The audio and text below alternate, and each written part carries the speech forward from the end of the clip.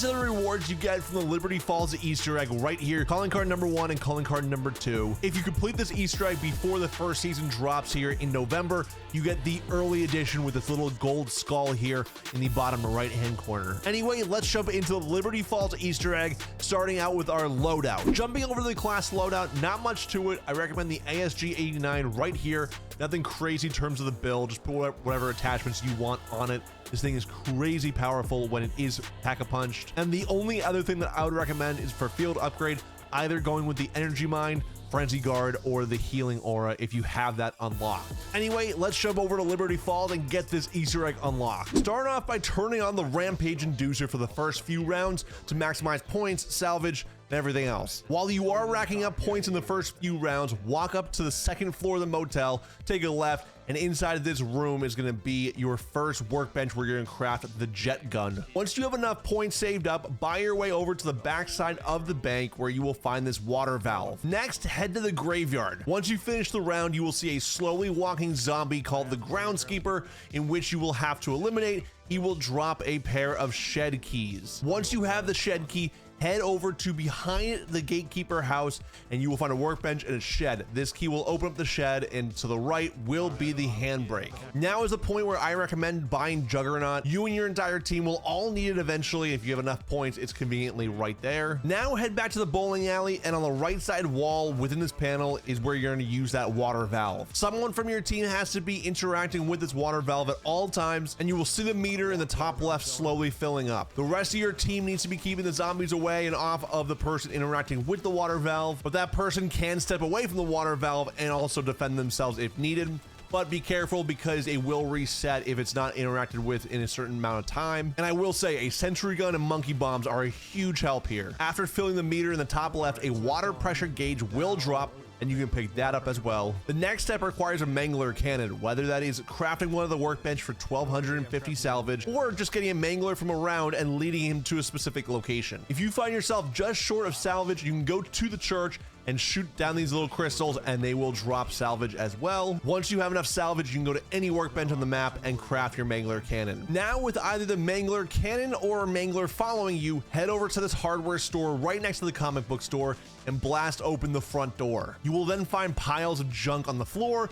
Interacting with these will reveal different things, and you have to find the electrical wiring. We actually got lucky and found it on our first pile. First try, actually. Cool. Next, we're gonna head back to the motel, second floor, same room with that crafting bench, and we're gonna put all these ingredients together to craft the jet gun wonder weapon. Now with the jet gun, we have to suck in 3 different pieces, with the first item being in the barber shop, which you can access by going to the Washington Ave rooftop, hopping on top of this white truck, aiming at this window, and then just holding down right trigger until this item comes at you. For the next piece, head down to the comic book store, find that main counter area and look in the ceiling, and it should be right there. And the third piece can be found in the church with the pack-a-punch machine. You have to turn the generator on in order for the piece to appear, but simply look right above the door that leads out to the front of the church and you will find it right there. Next, take the zip line from the graveyard all the way over to the bank's roof.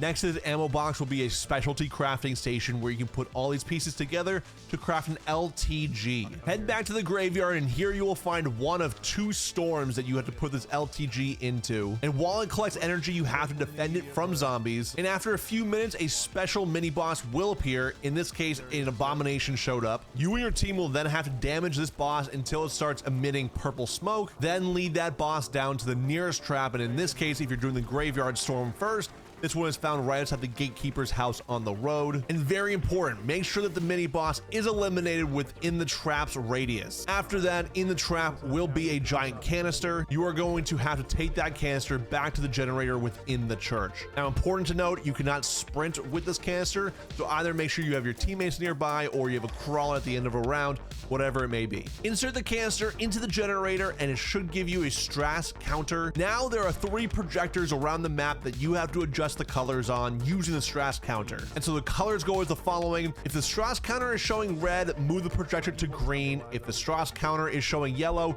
move the projector to yellow, and if the Strauss counter is showing red, move the projector to green. The first projector is right down the stairs in front of the church. Jump over the wall and you will find it right here. And in this case, the Strauss counter is showing red, so we switch the light to green. Next, head to the top of the bank on the roof. There is a secret door usually right here that you have to purchase. Hop down to the smaller roof here. You'll find the next projector. And once again, the Strauss counter is showing us red, so we switch the projector to green. The third machine is found here in the gatekeeper yard up by graveyard. This one was also red, so we had to switch the light to green as well. It's important to know that you can do these projectors in any order, and the lighting will change every single time. You know you did the 3 projectors correctly if you see these lights emitting from them over to a canister toward the spawn. Back toward the spawn, you have to pick up this second canister that all the lights were emitting to. You will know that you picked this up when it does appear next to your kill streak in your UI. Take the canister and drop it by the mark nearest to the motel, and once again defend it from an oncoming swarm of zombies. And this time the mini boss that spawns is a lot easier. It should be a mangler. Damage him until he emits his purple smoke, then bring him over to the trap here and just eliminate him while he is in that radius of the trap. Now you can also take this canister and put it back in the generator in the church. And again, you still can't sprint, to make sure your team is with you, or again, you leave a crawler. After submitting the second canister, you are all set for the final boss fight. So spend the remaining time spending your money on perks, upgrading weapons, pack-a-punch, buying self-reses, whatever it may be. Once you and your team are ready, make sure everyone is inside the church and activate the generator. After activating the generator for the final time, you will be met with 3 different waves of zombies, all locked within this church. You'll be fighting regular zombies, manglers, mangler mini bosses, abominations, you name it. So make sure that you guys are utilizing your abilities, your self-reses, monkey bombs, whatever it may be.